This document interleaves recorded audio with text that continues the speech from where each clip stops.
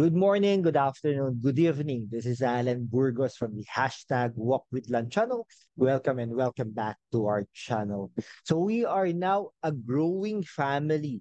As of the latest, we are now 6,751 subscribers. And friends, if you want to join this growing family, please do it so now. This is the perfect time to do the subscribing of this channel so that you can be a part of this family and of course to help this family to be sustained and maintained.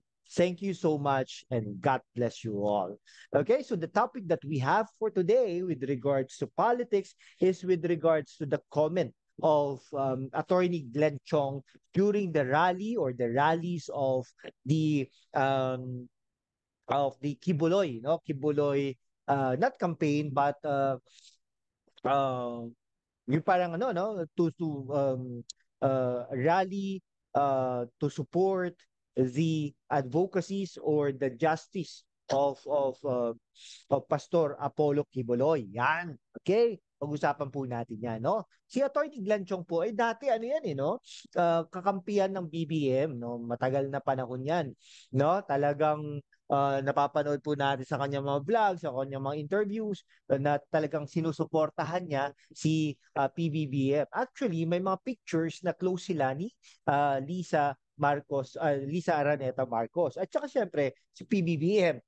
Naging congressman din po ito ng isang distrito dyan sa Visayas yata yon.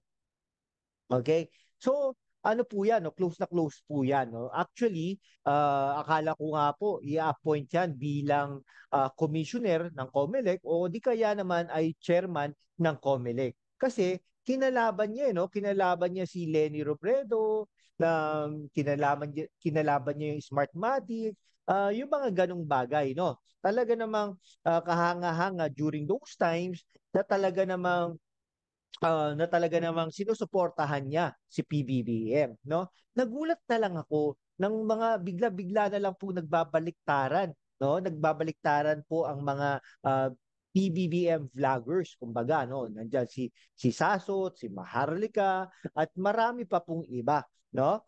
Tapos syempre yung SMNI na hindi na lang sinuportahan ng PBBM, no? Or ng government ng PBBM. At saka si Pastor Apollo Kibuloy na totoo naman po na tinulungan din naman talaga ni Pastor Apollo Kibuloy na at ang SMNI at ng KOJC si Pangulong Bongbong Marcos. I remember nga during those times talagang nagko-cover lang po talaga sa kanya ng maganda ay ang SMNI. Yung mga mainstream media ay talagang against po sa kanya at dahil naman po na ang sinusuportahan nila doon during those times obviously ay si Leni Robredo.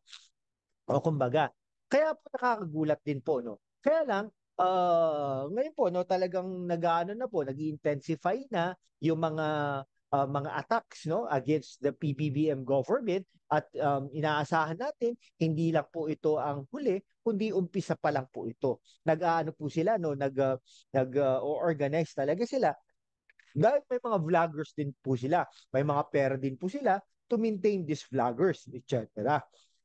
Okay? So po yun. So, kung minsan nanonood po tayo, no? Parang hinahamon po ni Glenn Chong na sampahan mo ako ng kaso, Lisa Marcos, no? Without saying First Lady, etc. Lisa Marcos lang din, no? Tapos kung ano-ano mga pinagsasabi kay Attorney Lisa Marcos. Okay? Attorney din po si Attorney Glenn Chong, no?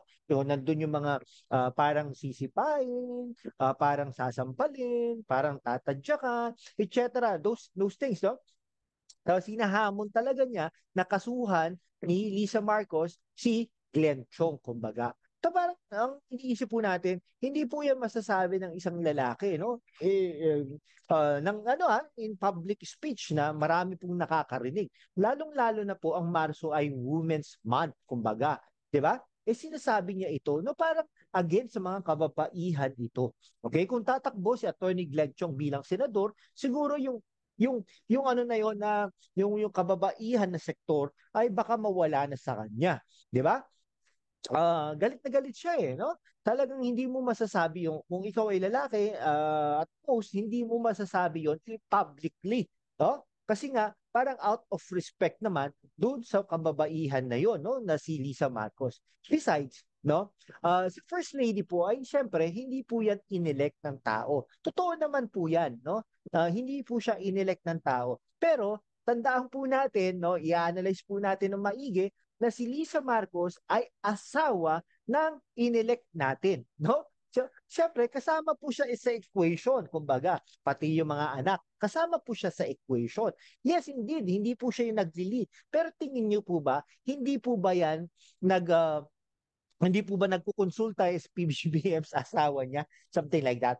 Kasi attorney naman po yan. No? Ako, sinasabi ko in the past na dapat kumonsulta din si PBBM kay Vice President Sara Duterte kasi kasama naman po niya yan na nanalo bilang Vice President niya. Pero, syempre, sino po ba ang kasama niya natutulog pagdating ng gabi? 'Di ba? Hindi naman po si Vice President Sara Duterte, kundi ang kanyang asawa na sa First Lady Lisa Araneta Marcos.